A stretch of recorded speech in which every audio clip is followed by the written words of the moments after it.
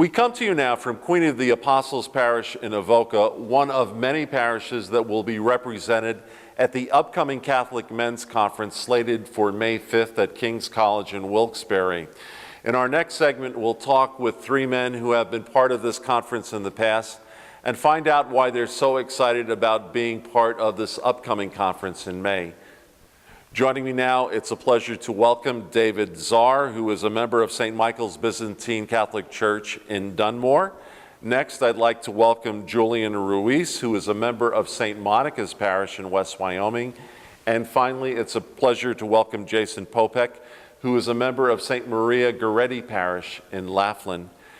David, looking back on last year's conference, as you reflect on it, what would you say was the one thing you really got out of it? Why were you so excited about being part of that conference? I was a recent Curseist and I wanted to grow my faith, and seeing so many other like-minded men there, being non-judgmental, and we were all, caught up in the spirit, and that's pretty much why I enjoyed it. Julian, for you personally, this upcoming conference will be your fourth conference. Obviously, you enjoy the experience, but why? It's truly a unique experience to see. It's not I go to church every week and seeing different, the same faces. Sometimes you get, caught up in it, and it was just great seeing so many men in that same situation as I am, essentially trying to pass down the faith to my kids. And it's so rough, with society nowadays. And sometimes you feel lonely, and sometimes I feel like I'm against the world, trying to pass this on, this great faith that the church has gifted to me. And I have found, ever since the first conference, just great tools and great speakers on how to do this, how to pass that faith on to my kids. And of course, that faith to stay with me. So I just found it very beneficial.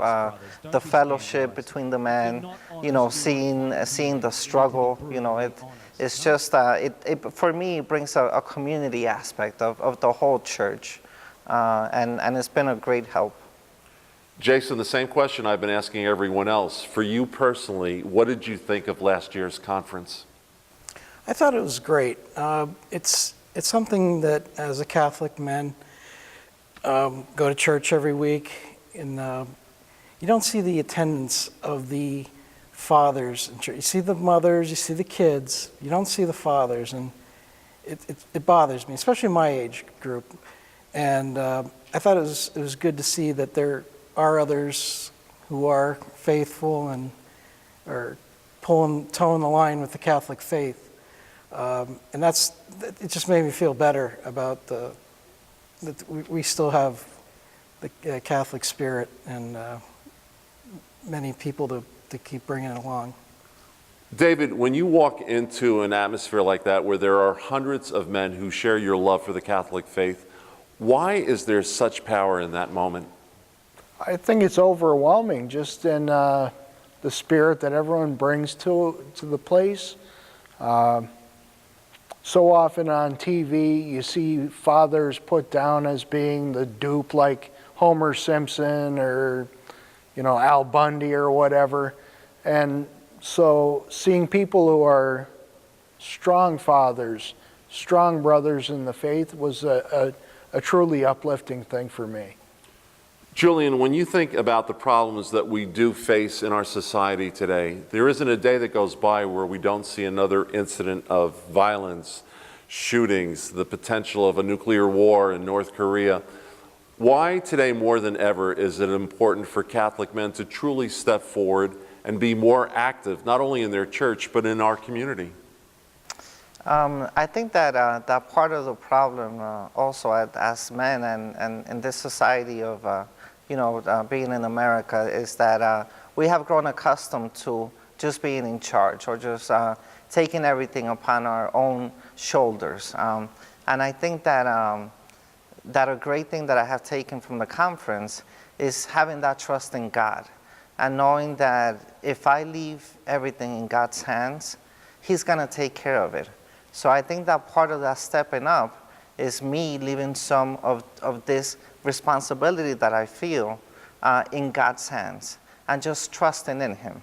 Because at the end of the day, His plan is much better than mine. So I could have a great plan for my family, for my wife, for myself. I could build castles upon castles, but He doesn't want to give me a castle. He wants to give me heaven, which is much better than I could ever imagine. So that's something that I take in, is trusting in Him and just leaving it up to Him, and praying also that I'm able to do that, because it's difficult. I want to do everything, but I can't. Jason, when you walked into the gym at King's College last year and you looked around and you saw hundreds of men who share your excitement about being a Catholic, what was that experience like for you? It was very comforting. It was good to see it, especially on a Saturday morning, with all the other things that go on, that they took the time to come out and spend it with everybody and listen to the speakers, and speakers were wonderful, and it's a very good experience.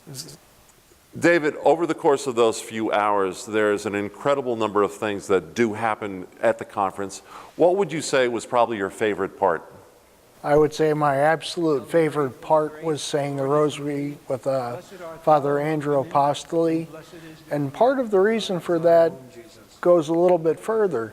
My brother Ken and my mom took me on a vacation. I could not afford this vacation, but we went to Portugal and Spain. And my brother Ken said, "Is there anything you want to do in either country?" And the only thing I could think of was going to Fatima.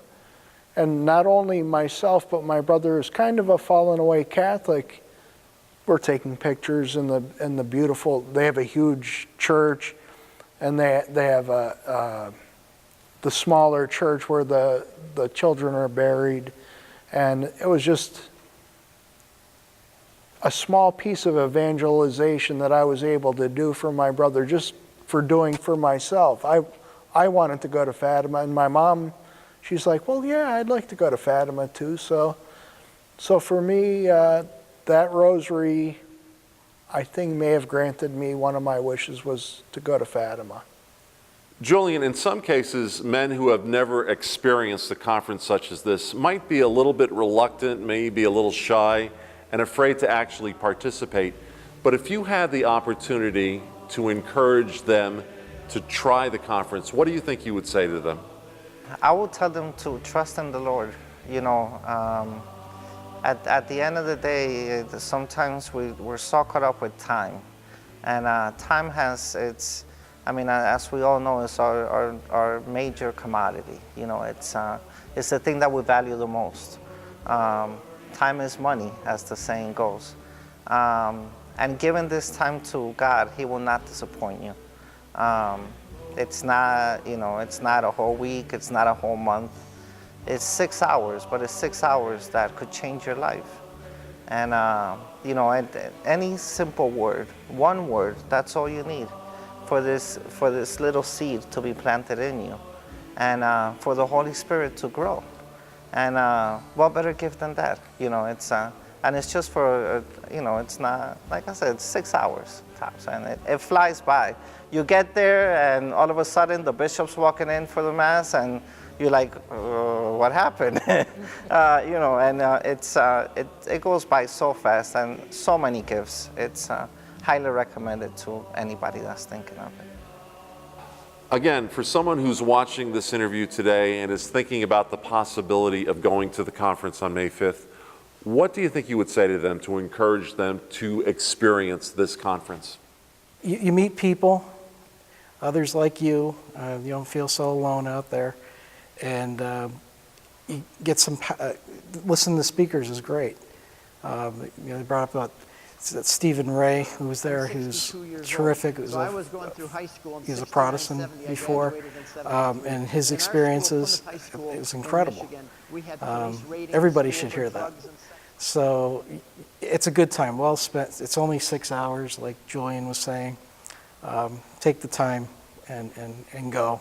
And become more involved. Get our communities involved. Get Catholic men back out there again.